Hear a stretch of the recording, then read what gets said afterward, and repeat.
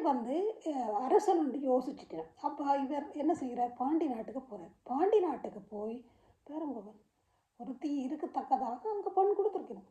அப்போ பாண்டியன் பிள்ளையண்டா மனுச்சுக்குள்ளவோ நீங்களும் தேடுங்க. பாண்டியன் மன்னனைத்தான் இவர் மன்னன் மகளைத்தான் இவர் திருமணம் செய்கிறார். சரியோ? அப்போ அங்கே போய் திருமணம் செய்து போட்டு இந்த 70 பேரும் போன மாதிரியும் இருக்குது. அப்போ நீங்கள் சிலதுகள் நான் அறிஞ்சது தெரிஞ்சது கேட்டது மறதியும் இருக்கும் என்ன. அப்போ அதுக்கு பிறகு அவைகள் வந்ததாக ஒரு கதையும் இருக்குது. அப்போ இந்த திருமணத்துக்கு இப்படி செய்யக்க இவள் விட்டுட்டு போய்க்கு இவள் சாபம் விடுறாளாம்.